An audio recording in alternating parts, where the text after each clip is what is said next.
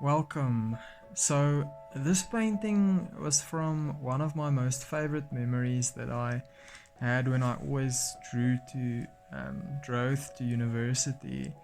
I used to always see this open landscape with these wheat fields and this puddled type rocky road that you'd find just heading into typically it would be someone living on a farm, but it was just this beautiful open setting with a clear cast sky, some wheat fields on the one side.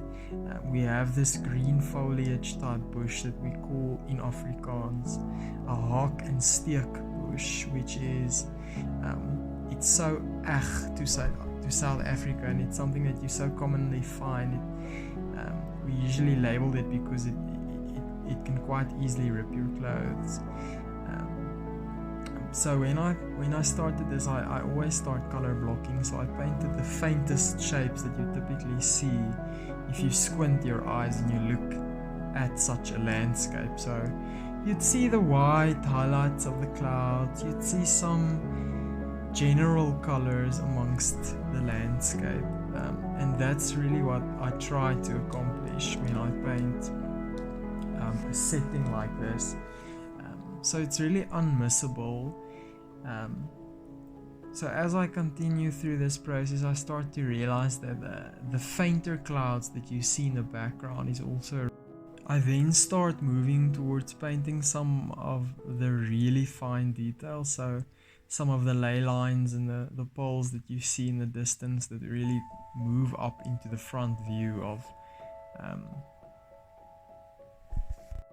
the process of trying to match what you see in your reference photo is it's something that you really can't rush.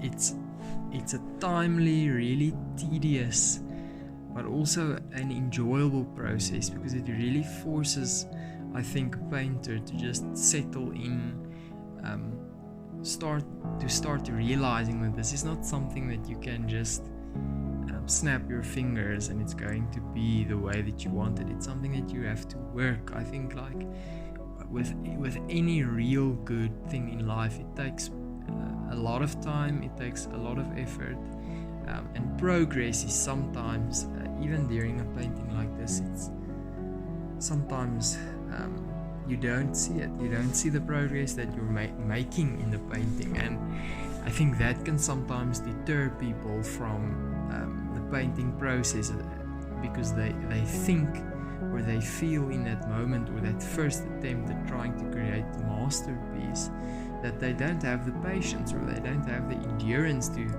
continuously, or even to see just that one piece through.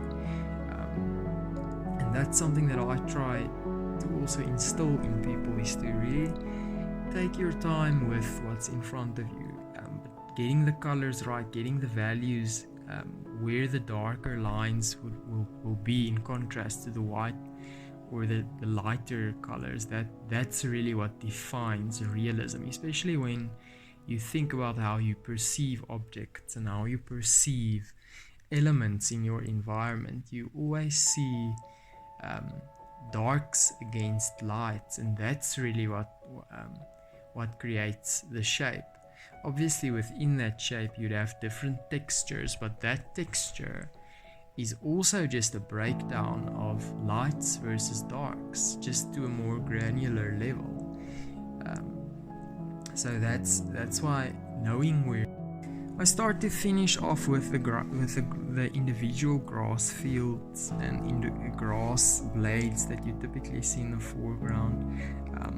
I have this process of going back and forth to some details that, as I keep staring at the painting and as my progress continues throughout the painting, I start to realize that certain elements might be crucial to also show, and that's really where your refinement of a piece reaches a point that it sets it apart from, I think, the standard or the general painting. And that's especially also a really timely thing, that continuous back and forth of painting more and more realism in your painting, and every small minuscule brush stroke adds value to that.